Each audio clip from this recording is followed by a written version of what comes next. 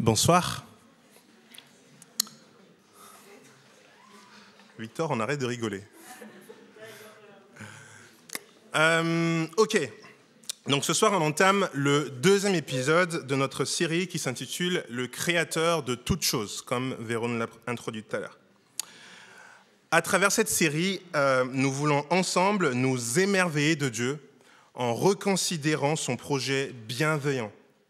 Dieu a fait une belle création, mais également en repensant à notre place, la place de l'être humain dans ce projet bienveillant. La semaine dernière, Jonathan nous a exposé le résumé introductif du récit de la création. C'est les deux premiers versets qu'on a vus la semaine dernière. On y a découvert que la terre était, au commencement, Dieu créa le ciel et la terre était informe et vide. Autrement dit, avant la création, le monde tel qu'on le connaît aujourd'hui n'existait pas. Il n'y avait rien à part Dieu. Que s'est-il passé ? C'est ce que l'on va découvrir ce soir, dans ce deuxième épisode. Et pour cela, nous allons répondre à une question. Et cette question, c'est la suivante. Que dit la Bible sur la création et sur les origines ? Que dit la Bible sur la création et sur les origines ? Avant d'aborder ce deuxième épisode, permettez-moi une consigne, une recommandation. Avant qu'on ne lise le texte, que nous puissions lire le texte, c'est que nous puissions interroger nos intentions, que nous puissions examiner ce que l'on recherche vraiment au fond de nous, et que nous soyons prêts à changer de lunettes de lecture. Voilà. Sur ces belles paroles, je vais enlever mes lunettes. Non, pas encore. Pourquoi est-ce que nous avons besoin d'interroger nos intentions et que nous avons besoin d'être prêts à changer nos lunettes de lecture ? Pourquoi ? La Bible n'est pas un récit scientifique. Okay ? Si votre but, c'est de trouver à l'intérieur de la Bible des preuves scientifiques, des arguments scientifiques, je suis désolé, vous allez être déçus. Vous n'en trouverez pas. Il n'y en a pas. En effet, l'objectif de la science, c'est de répondre au comment, au quand, tandis que la Bible va répondre au pourquoi. Pourquoi ? C'est deux choses qui sont différentes. Et pour vous aider à comprendre, je vais vous partager un peu ce qu'on a vécu avec deux amis à nous, Anne et Joël. Alors, il y a quelques jours, avec Véro, on est allé visiter des amis, donc Anne et Joël, avec leurs deux enfants qui sont Rubens et Marielle. Lorsque Marielle, qui dormait, s'est réveillée, en fait, Anne lui a donné du lait, tout simplement. Et c'était beau, par contre, c'était magnifique, c'était beau de voir l'amour dans les yeux de la maman et de voir la joie, sur la joie, le sourire sur l'enfant qui dégustait son lait, tout simplement. Et vous savez quoi ? La science peut expliquer comment on fait un biberon. La science va expliquer les ingrédients, leur composition, la bonne température pour le bon mélange, pour que l'enfant puisse pouvoir profiter. La science va expliquer le comment on fait un biberon. Mais elle ne peut pas expliquer l'amour que l'on voit dans les yeux de la maman. Elle ne peut pas l'expliquer. Quelque part, c'est une des limites de la science. Parce que ce n'est pas quelque chose que l'on peut reproduire. On peut reproduire, on peut prendre le biberon, là, on peut partir avec, reprendre tous les éléments, les agiter, les mettre dans l'eau, mélanger et faire notre biberon. On peut le reproduire. Mais l'amour qu'on a vu là, prendre cet amour-là que vous avez vu, le reproduire, ce n'est pas possible. Et de même, la science ne peut pas expliquer pourquoi il y a quelque chose au lieu de rien. La science va pouvoir expliquer quelque chose qui est là. Mais pourquoi est-ce qu'il y a quelque chose au lieu de rien ? En fait, la science ne peut pas expliquer cela. Un petit tableau pour vous résumer, c'est ce qu'on voit là. La science va poser la question « quand, comment ?» La méthode de la science, c'est observer, c'est de reproduire quelque chose qui existe, d'expérimenter, d'avoir plusieurs exemples. Il y aura derrière, il y a également certaines vérités.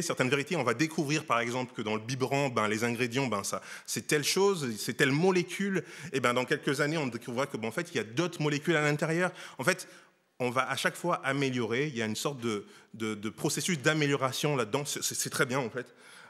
Et le langage n'est pas le même. Le langage, c'est un langage technique, précis. Si vous cherchez dans la Bible, en tout cas, des termes comme molécule, proton, vous n'en trouverez pas. Il n'y en a pas. Mais par contre, il y a des limites aussi. Et c'est celle qu'on a vu tout à l'heure. La morale en tant que telle n'est pas démontrable scientifiquement parlant. Un événement historique n'est pas démontrable scientifiquement parlant parce que la science ne peut pas démontrer, par exemple, que Barack Obama a existé. Pourquoi ? Parce qu'il faudrait reproduire Barack Obama, ou même Barack Obama président, il faudrait reproduire ça plusieurs fois pour pouvoir démontrer cela.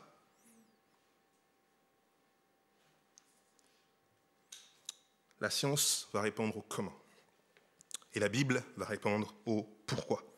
Et contrairement à ce que l'on pourrait penser, les deux ne s'opposent pas nécessairement. Elles peuvent même être complémentaires si on le veut, si on le désire vraiment. Et nous allons le voir, le récit de la création nous encourage dans notre démarche scientifique.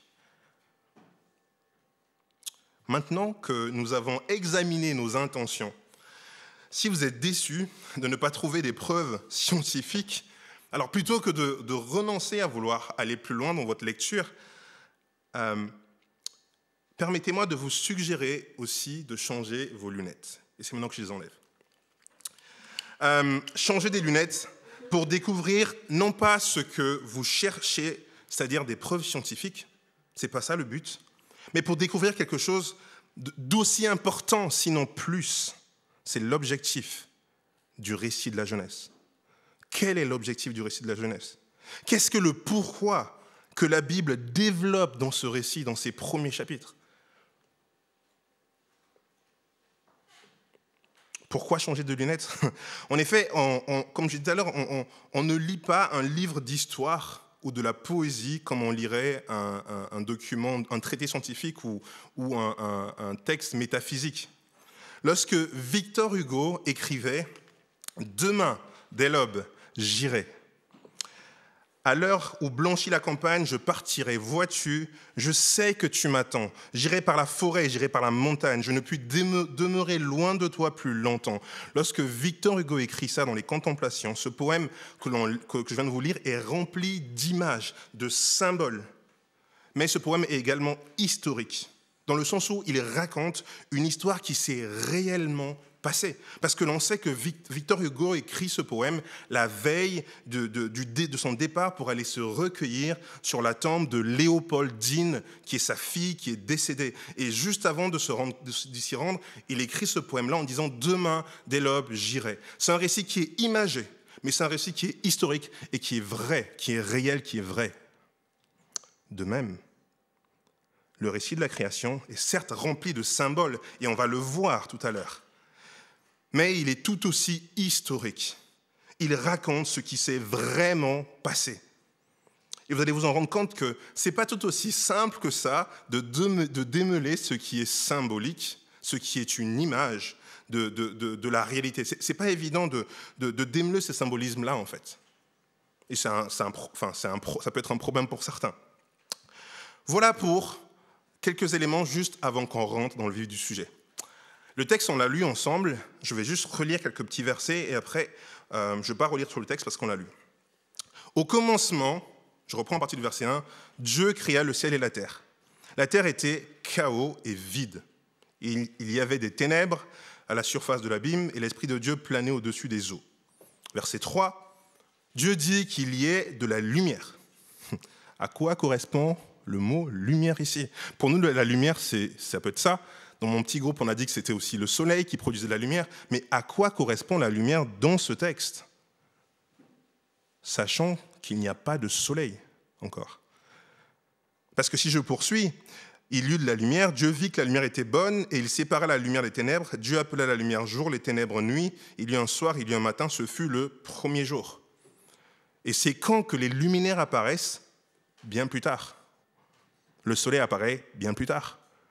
Mais alors, que signifie le mot « jour » ici? Comment peut-on parler de jour sans soleil? Question pour vous. Dieu dit qu'il y ait une étendue entre les eaux pour séparer les unes des autres. Ah non, pardon, Ah si, c'est ça. Dieu dit qu'il y a une étendue entre les eaux pour séparer les unes des autres. À quoi correspond le mot eau ici dans ce texte? Dieu fit l'étendue et sépara ainsi l'eau qui est au-dessus de l'étendue de celle qui est au-dessus. Et cela se passa ainsi. Dieu appela l'étendue ciel, et lut un soir et lut un matin, ce fut le deuxième jour. À quoi correspond? Que signifie le terme eau ici? Je vais m'arrêter là, parce qu'on a déjà lu ce texte. Mais j'espère que vous avez pu réaliser aussi, quelque part, nos intentions à nous, quand on lit le texte, notre compréhension qui est déjà là. Quand on va voir jour, on va penser à un jour de 24 heures, et souvent, on peut passer à côté de la compréhension du texte. On va voir lumière, on peut penser à soleil. Peut-être que ça résonne quand on lit Dieu dit que la lumière soit, on peut penser directement à soleil. Alors que, en fait, c'est pas tout à fait ce qui est là. C'est aussi quelque chose qu'on a, en fait. C'est nos intentions à nous, quelque part, qui sont là aussi. Bref, quand vous lisez ce récit, on voit les 6 jours de la création comme la Bible le décrit. En fait, ce récit est structuré en 7 jours. Il y a 7 jours, mais là, on vient juste de lire dans nos petits groupes les 6 premiers jours. Que nous apprend ce texte du livre de la Genèse? Comment le comprendre aujourd'hui? Pendant la lecture, j'ai fait exprès de vous faire réaliser ces symboles-là, ces images-là.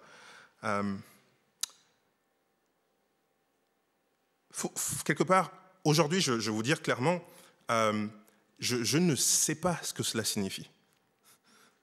Je ne sais pas. Comment parler de jour sans lumière? Au vu de ce constat, la seule chose que je peux dire, c'est que la notion de jour ne correspond probablement pas à notre compréhension à notre époque. Rien ne dit ici qu'il s'agit des jours de 24 heures. C'est possible, mais rien ne le dit. La seule chose que l'on peut dire de façon certaine, c'est que jour dans ce texte renvoie à une période temporelle. Jour dans ce texte, on sait qu'il y a un temps qui s'écoule. Il y a une période temporelle. C'est pareil pour la lumière.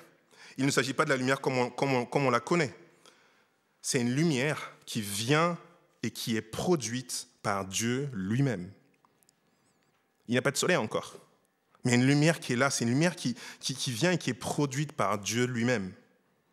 Voilà un peu le symbolisme qu'on a dans ce récit, il y a plein d'images, et notre objectif ce soir ne sera pas de tenter d'étudier, d'expliquer tous ces symboles. Nous allons plutôt nous focaliser sur ce que Dieu est en train de dire et en train de faire dans ce récit. Et je pense que c'est important de reconnaître, lorsque l'on échange avec notre entourage, qu'on n'a pas forcément les réponses à tout. Qu'il y a certaines choses qu'on ne comprend pas dans ce récit. Et ce n'est pas grave. Et c'est surtout pas le plus important. Que nous dit la Bible sur le récit de la création des origines? Eh bien, nous allons voir 2 choses. La première chose, c'est que le récit de la création souligne l'ordre et l'harmonie voulus par Dieu. C'est la première chose que l'on va voir. Et la deuxième chose, on va voir que le récit de la création témoigne de la grandeur de Dieu et de sa bonté. Le récit de la création souligne l'ordre et l'harmonie voulus par Dieu. Dieu est un Dieu d'ordre. C'est notre premier point. Dieu est un Dieu d'ordre. C'est ce qui est génial dans ce texte. Je ne sais pas si vous l'avez remarqué, c'est qu'il y a un rythme. Le récit est structuré. Chaque jour commence avec la phrase « Dieu dit » et se termine avec une autre expression. Regardez avec moi dans vos Bibles, au verset 5. « Il eut un soir, il eut un matin, ce fut le premier jour. » Verset 8. « Il eut un soir, il eut un matin, ce fut le deuxième jour. » Regardez le verset 13. « Il eut un soir, il eut un matin, ce fut le troisième jour. » Ces mots reviennent à 6 reprises. Est-ce que le but, c'est d'être rébarbatif? Bien sûr que non. Ces répétitions viennent souligner la démarche structurée, ordonnée de Dieu. Dieu est un Dieu d'ordre. Et l'univers qu'il est en train de créer est un univers ordonné, structuré.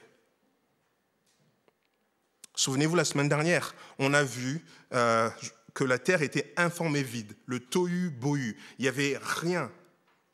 Et là, Dieu est en train de structurer sa création. Il est en train de créer une création qui est structurée. Le tohu-bohu signifie qu'il n'y a ni ordre, ni but aux choses. Et en créant l'univers, en créant tout le cosmos, Dieu vient mettre de l'ordre, Dieu vient donner un but aux choses. Prenons un peu de recul maintenant sur ce que nous venons de lire.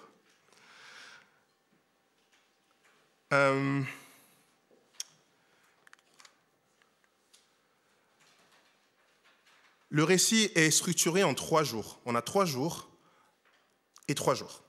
Dans les 3 premiers jours, Dieu crée une structure. Et dans les 3 autres jours, Dieu remplit cette structure de créatures. Si on prend le premier jour, Dieu crée la lumière et sépare les ténèbres. Le 4e jour, qu'est-ce que Dieu fait ? Dieu remplit avec des luminaires, avec les astres pour présider le jour et la nuit pour séparer le jour et la nuit, et pour séparer la lumière des ténèbres.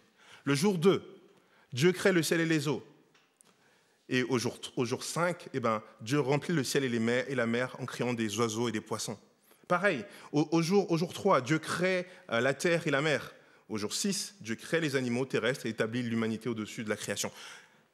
Il y a un ordre, il y a une structure qui est là dans ce texte. Et je trouve cela magnifique.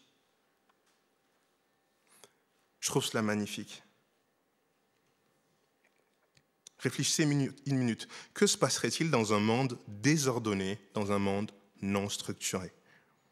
Imaginez un chantier désordonné où le maçon fait comme il veut. Il construit sa maison en commençant par le plafond. Je ne sais pas ce qu'on va obtenir. Et imaginez un instant la circulation sans le code de la route. Déjà qu'avec le code de la route, ce n'est pas évident, mais imaginez la circulation sans le code de la route. Imaginez le désordre que ça serait. Désolé. Et imaginez votre corps fonctionner comme il veut. Imaginez que, en fait, je sais pas moi, votre cœur ne fait plus circuler le sang. Imaginez ce que ça fait. Ça crée du désordre. Maintenant, imaginez votre chambre. Bon, on va partir du principe que c'est toujours ordonné, n'est-ce pas ? On va supposer ça, que c'est souvent ordonné, mais imaginez quand même un tout petit peu que ce ne soit pas ordonné, que ce soit un peu désordonné. Ce n'est pas votre cas, n'est-ce pas ? Ça ne vous concerne surtout pas. Est-ce que vous nous inviteriez dans votre chambre où on a des sous-vêtements un peu partout par là, des cahiers qui traînent par-ci par-là ? Est-ce que vous nous inviterez dans cette atmosphère-là ? Je ne pense pas, n'est-ce pas ? Ou même cette église. Imaginez de venir ici où les bancs sont retournés, les carnets ils sont tout ouverts. Enfin, est-ce que vous vous sentirez bien dans ce cadre-là ? Regardez comment les bancs ils sont. Je sais pas, vous voyez pas, il y a une petite structure quand même qui est là. Il y a un ordre. On essaie de respecter les parallèles entre les bancs. Merci John. Enfin voilà, le récit de la création souligne l'ordre et l'harmonie voulus par Dieu. Et on retrouve cet ordre dans le monde parfait que Dieu a créé. Pensez aux couleurs du zèbre, par exemple. Pensez à la rotation de la Terre. Il y a un ordre dans le fait qu'il y a le soleil qui est là, il y a 24 heures qui s'écoulent, et à chaque fois, c'est quelque chose qui est ordonné. C'est comme si ça avait été mis là en disant maintenant tu fonctionnes comme ça. Ma femme, Véro, est sage-femme. Et un jour, elle m'a partagé ce qui se passe à la naissance quand un enfant naît, en fait, quand il sort du ventre de sa maman. Et ce qui est fou, c'est que quand l'enfant est dans le ventre de sa maman, en fait, le sang circule dans le sens inverse. C'est comme si les veines jouaient le rôle d'artère. Et ce qui se passe quand l'enfant naît, c'est que la foramen ovale et le canal artérien se ferment. Et en fait, à ce moment-là, comme ça, là, tout redevient comme ça devrait être, en fait. Vous ne trouvez pas que les choses sont étonnamment bien faites ? Que pendant près de 9 mois, le sang circule dans le sens inverse, et à la naissance, comme ça, là, quand on coupe le cordon, et là, bram, là, on a les valves au niveau du cœur qui se ferment, dans un sens pour que le sang circule dans l'autre sens. Comme ça, là. On est étonnamment bien fait, n'est-ce pas ? Qu'en pensez-vous? Si vous me posez cette question, face à ce constat, eh bien, en tant que chrétien, je vous répondrai que les choses sont bien faites parce que c'est Dieu qui nous a fait. Oui, on est étonnamment bien fait. Oui, c'est vrai. Mais les choses sont bien faites parce qu'il y a un Dieu derrière qui a réfléchi à ça.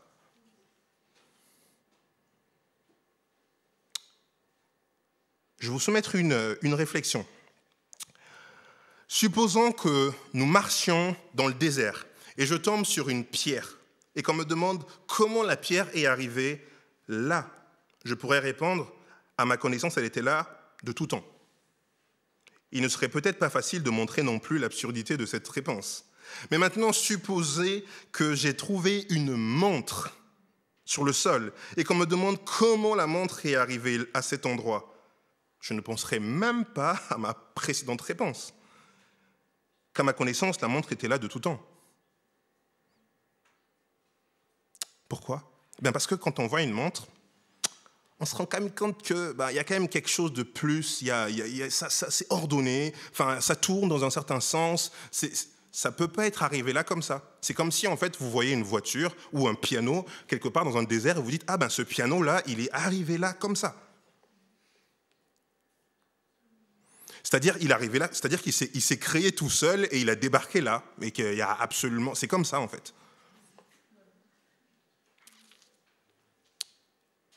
L'ordre implique quelque part qu'il y ait un concepteur. Notre téléphone mobile implique qu'il y ait un concepteur qui a ordonné ces choses-là. Pour que le moteur d'une BMW fonctionne, il faut qu'il y ait un ordre. Il faut que le moteur soit relié au tuyau d'échappement. Il y a plein de choses qui font qu'il faut que ça soit ordonné. Sinon, ça ne marche pas. Alan Sondange, qui est le père de l'astronomie, écrit ceci, il dit « Je trouve improbable qu'un tel ordre découle du chaos. » Donc il est astronome, donc c'est l'astronomie, voilà.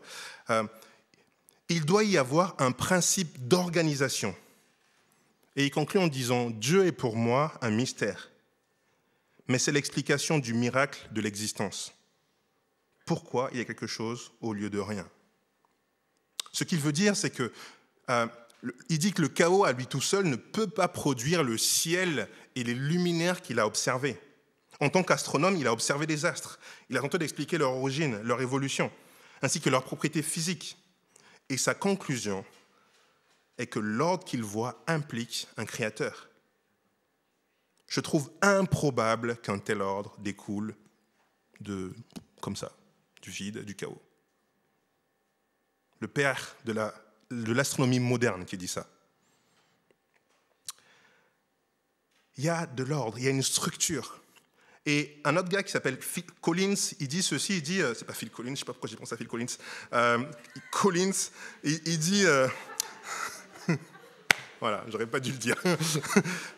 Collins, il dit ceci, il dit, l'univers donne l'impression de savoir que nous allions venir.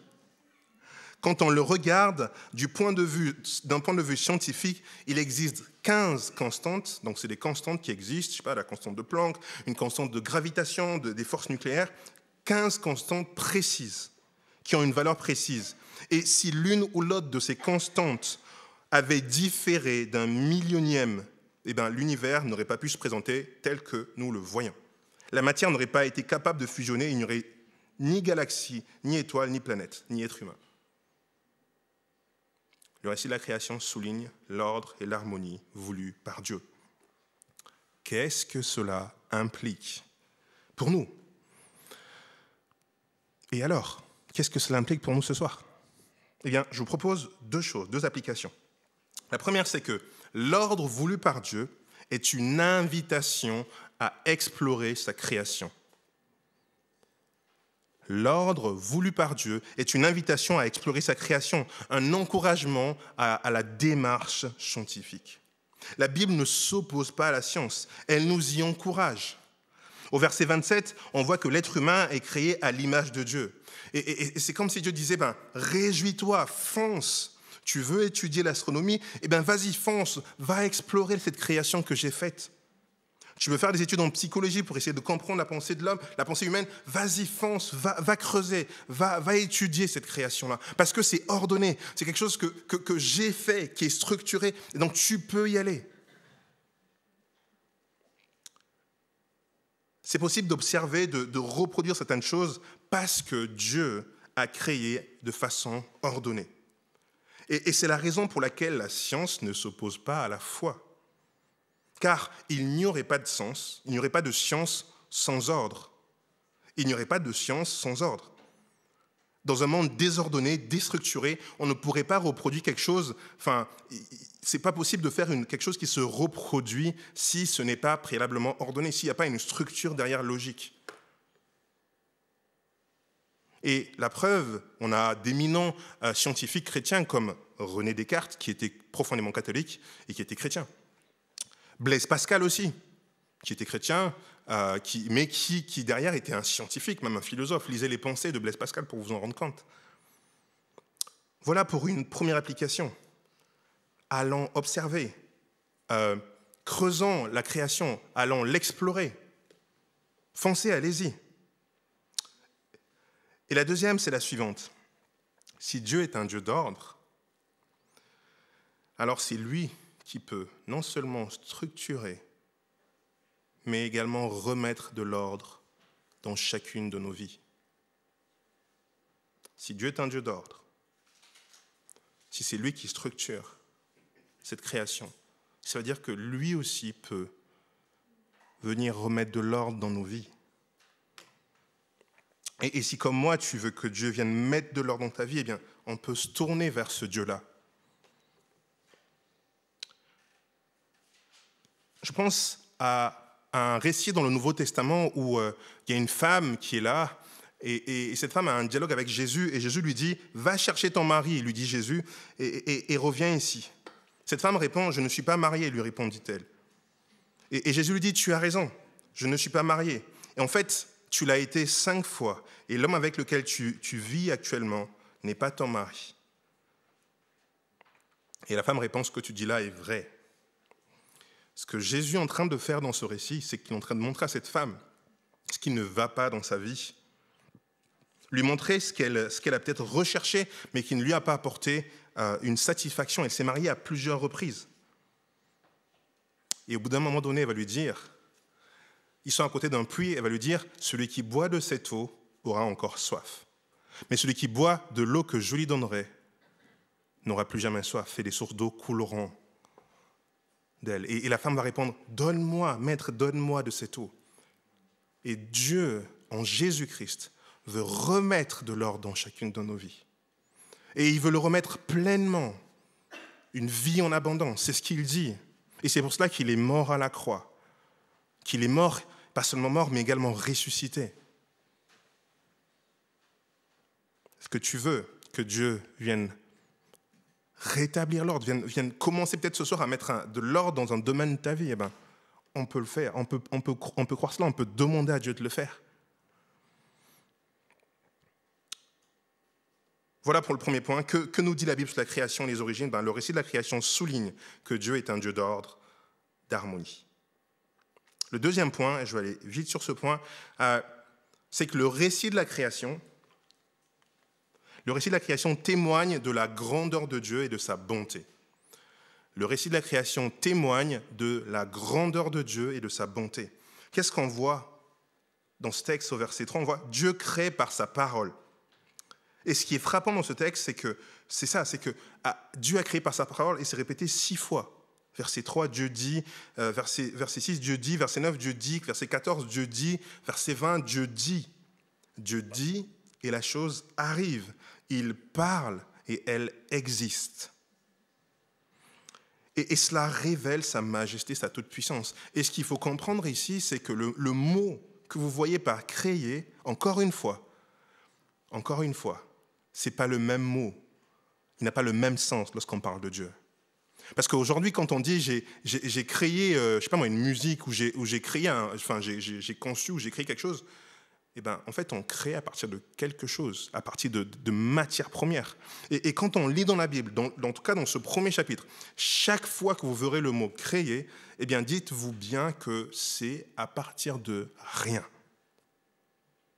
À partir de rien.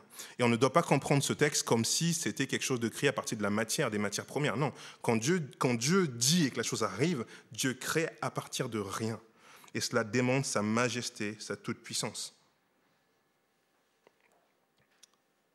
Dieu est la cause derrière l'univers. Dieu a créé le temps, il est forcément en dehors du temps. Voilà pourquoi il est éternel. Et quand on voit dans ce récit, on voit également la créativité de Dieu dans sa création. On voit au verset 24 que la terre produit des animaux vivants selon leurs espèces, du bétail, des reptiles, des animaux terrestres selon leurs espèces. On voit différents animaux aujourd'hui dans notre monde. Et cela souligne la créativité de notre Dieu, son omniscience.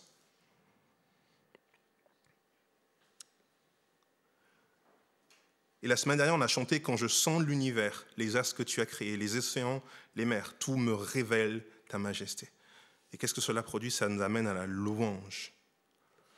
Quand on voit ces choses, on voit ce que Dieu a créé, on voit toute cette diversité dans la vie sur cette terre, eh bien, c'est beau, c'est magnifique. Et cela nous appelle à la louange. Est-ce que vous avez déjà réfléchi à pourquoi est-ce que le phénomène de star fonctionne? Pourquoi est-ce qu'on veut tous... Il y a pas mal de personnes qui se ruent pour aller, je sais pas moi, aller voir leur artiste préféré. Alors, citez-moi un artiste que vous aimez bien. Allez. Ah ouais. Ed Sheeran, youhou! Je suis allé le voir. C'était trop bien. À votre avis, pourquoi est-ce que je suis allé voir Ed Sheeran? En fait, ce qui se passe là-dedans, c'est pas de l'idolâtrie, mais il faut que vous compreniez une chose, c'est que Ed Sheeran fait une musique qui est magnifique. Moi, je suis musicien, il met des notes simples, mais sa musique, elle est magnifique. Et en fait, ce qui se passe, c'est que derrière, face à cette création, je ne vais pas dire création parce que ça me fait penser à Dieu, non, ce truc conçu par Ed Sheeran, cette musique conçue par Ed Sheeran, quelque part, ça nous pousse. Quand on sait qu'il y a quelqu'un derrière, ça nous pousse à savoir, mais en fait, qui est cette personne? À peut-être la rencontrer, pourquoi pas? Vous voyez le truc? Et quelque part, le récit de la création, c'est la même chose. Le fait que Dieu ait créé quelque chose de magnifique, c'est une invitation à une relation avec le Créateur qui est derrière la création que l'on voit. Quand on voit un tableau qui est magnifique, on se dit « Waouh, c'est un Picasso, oh, mais Picasso, il était trop bien !» Et quand on veut peut-être découvrir qui il est, enfin tout ça, cette beauté-là invite certainement à une relation, en fait.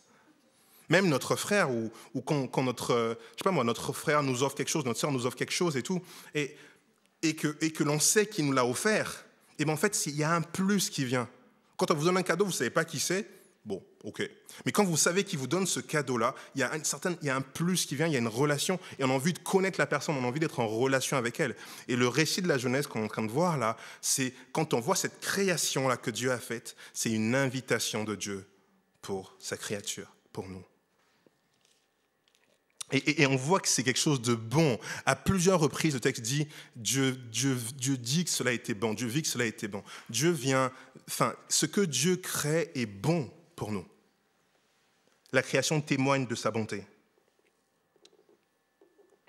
Et lorsqu'il s'agit de l'homme, ce que l'on voit, c'est que cela est très bon.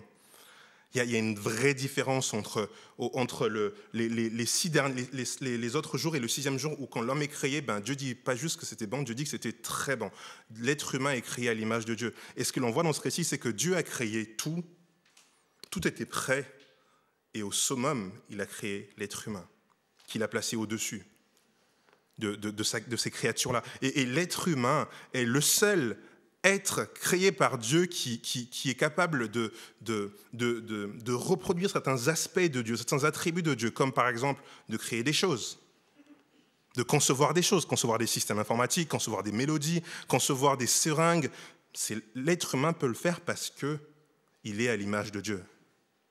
Et l'être humain est le seul à avoir exploré, la mer, à avoir exploré la terre, à avoir exploré même les airs. Des avions, des trains, des sous-marins. Il n'y a aucune autre créature qui a cette capacité créative que l'être humain a. Et Dieu l'a donné, Dieu a dit que cela était très bon. Pour conclure, qu'est-ce qu'on vient de voir ? On vient de voir que la création nous invite quelque part à une relation avec Dieu, à ce Dieu-là qui est bon. Et ce texte nous invite aussi à nous émerveiller de ce Dieu, de ce qu'il a fait, de ce plan qu'il a pour nous.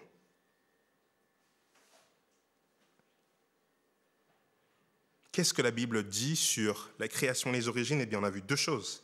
Le récit de la création souligne l'ordre et l'harmonie voulus par Dieu. C'est la première chose qu'on a vue. La deuxième chose, on a vu que le récit de la création témoigne de la grandeur de Dieu et de sa bonté. Et j'ai un dernier exercice pour vous. On a tous autour de nous des amis qui s'interrogent sur la foi chrétienne, qui s'interrogent sur le récit de la Genèse. Eh bien, les amis, si nous sommes chrétiens, c'est notre rôle à nous de leur expliquer les choses de façon à ce que ça soit accessible. C'est à nous de payer le prix, de travailler pour pouvoir l'expliquer aux autres. C'est à nous de montrer en fait ce que la Bible est, ce que la Bible dit vraiment. Est-ce que nous sommes prêts à le faire ? Jésus l'a fait. Jésus l'a fait. Jésus, c'est Dieu qui s'est incarné pour venir rendre le message de Dieu accessible à toute l'humanité. Jésus est venu parler la même langue que nous, utiliser les mêmes mots que nous, pour que nous comprenions. Et en tant que chrétiens, si nous nous émerveillons de ce Dieu-là, eh bien, payons le prix. Imitons notre Seigneur. Apprenons à nous aussi expliquer les choses de façon à ce que les autres comprennent comme Jésus l'a fait quand il est venu mourir à la croix pour nous. Je vais prier. Seigneur notre Dieu, je te remercie pour ta création. Je te remercie pour cette œuvre magnifique qui nous entoure tous les jours.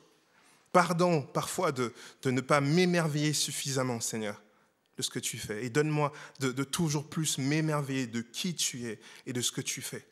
Garde-moi de juste m'arrêter sur la créature, sur ce qui est là, et de ne pas regarder au Créateur qui est derrière.